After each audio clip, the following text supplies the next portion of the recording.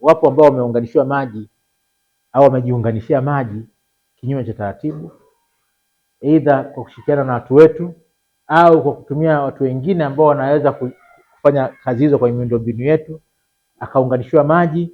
Sisi hatumtambui, hatujamweka kwenye rekodi zetu za wateja ambao wanajulikana.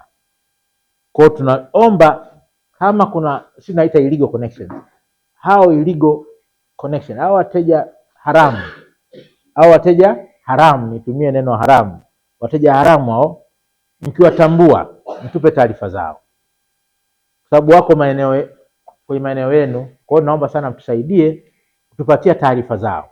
Kwenye eneo hilo hilo wako wateja ambao wanachepusha maji yasipite kwenye dira, anachepusha yasipite kwenye dira. Kwa hiyo sisi hatupati mapato yoyote kwa maji ambayo ameyatumia, kwa sababu maji yakipita kwenye dira ndio tunasoma na sisi dira tunapata mapato, tunaweza kugharamia hizo gharama za uzalishaji maji na tunaendelea kutoa huduma.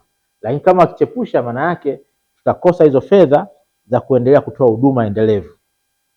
Kwa hiyo ni wanahujumu kimsingi, na kosa lile ni kosa la hujumu kabisa wa uchumi. Mtu akichepusha maji yasipite kwenye dira ni kosa kubwa. Kwa hiyo tunategemea sana nyinyi mtusaidie kwenye eneo hilo pia. Ni eneo muhimu, tunahitaji tushirikiane na nyinyi. Hatuwezi peke yetu. Nyinyi ndio mko mtaani, kwenye mitaa, nyinyi ndio viongozi wetu ambao mko kule mnatuwakilisha.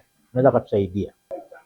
Nimepongeza sana kwa sababu haijawahi tokea kukaa pamoja na viongozi kwa ajili ya changamoto mbalimbali za maji kwenye mitaa yetu au kwenye kata zetu. Kwa kweli katika kikao hiki tumepata faida kubwa sana. Tunashukuru kwa kweli, tunapata moyo kwa sababu maji yana mbadala na wao wameliona hili. Ninaahidi nitatoa taarifa kwa wakati na kufuatia taarifa hizo ili tuweze kunusuru mji wetu wa Morogoro uendelee kuwa na kijani, kwa sababu sisi tukiwa hai tukinywa maji safi ndivyo ambavyo tutaweza kuwa tunafanya maendeleo na mambo mengine pia na kuepusha magonjwa. Haya ni mambo muhimu sana. Kwa hiyo inaonekana kwamba kurugenzi ya idara ya maji wanahitaji ushirikiano mkubwa sana kutoka kwa wenyeviti wa mtaa. Mimi binafsi leo kwa kikao hiki nimefarijika na nimejua nini cha kufanya kuelimisha wananchi wangu ili tuondokane na hiyo kero.